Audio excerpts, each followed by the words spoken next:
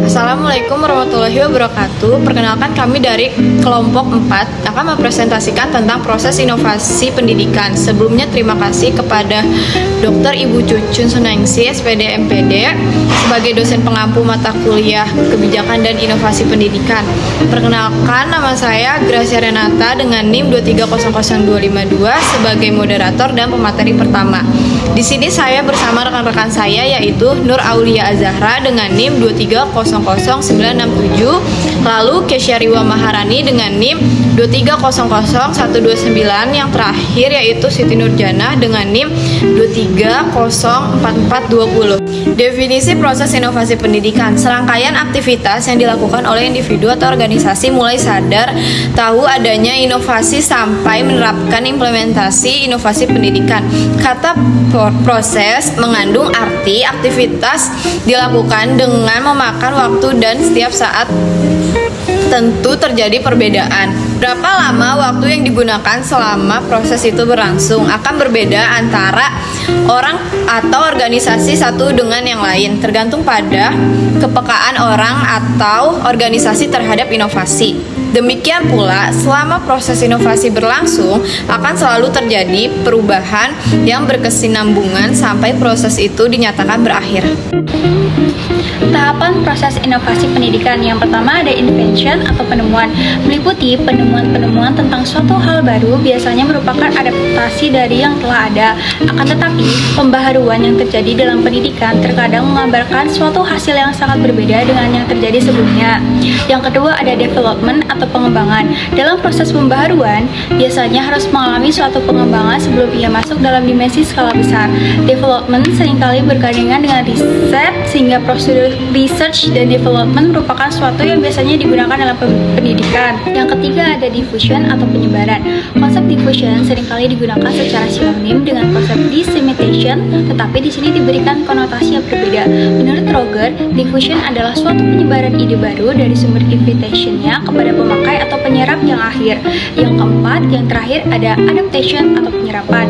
Menurut Katz dan Hamilton, definisi proses pembaharuan dan difusi dalam lutir-lutir berikut: penerimaan lebih waktu, biasanya lebih dari beberapa item yang spesifik, ide atau praktek atau kebiasaan oleh individu-individu, grup atau unit-unit yang dapat mengadopsi, lainnya berkaitan saluran komunikasi yang spesifik terhadap komunikasi sosial dan terhadap sistem nilai atau kultur tertentu. Selanjutnya yaitu ada teori difusi inovasi. Pada dasarnya menjelaskan proses bagaimana suatu inovasi disampaikan atau diinformasikan melalui saluran-saluran tertentu sepanjang waktu kepada kelompok anggota dari sistem sosial.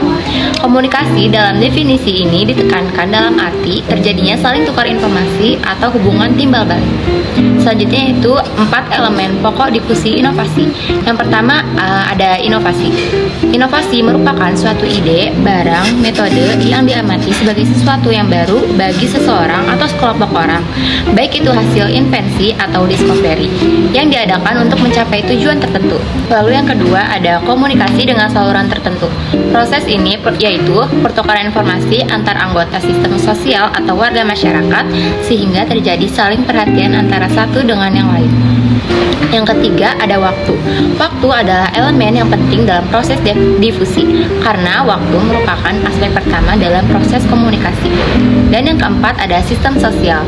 Interaksi antar individu atau unit untuk bekerja sama untuk memecahkan masalah guna mencapai tujuan tertentu. Diseminasi inovasi pendidikan. Diseminasi adalah proses informasi yang direncanakan, diarahkan dan dikelola. Apabila difusi terjadi secara spontan, diseminasi terjadi setelah ada perencana. Diseminasi inovasi pendidikan. Dalam pengertian ini dapat juga direncanakan terjadinya difusi, misalnya dalam penyebaran inovasi penerapan kurikulum 2013.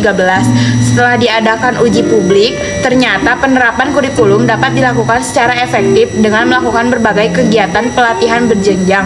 Selanjutnya, hasil uji publik tersebut dilakukan diseminasi secara meluas.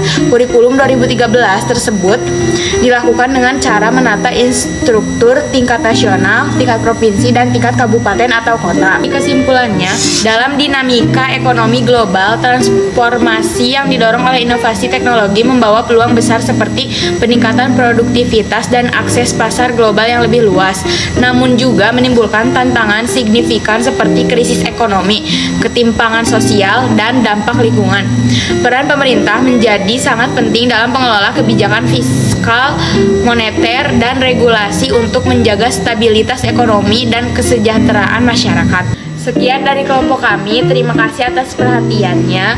Kurang lebihnya mohon maaf. Wassalamualaikum warahmatullahi wabarakatuh.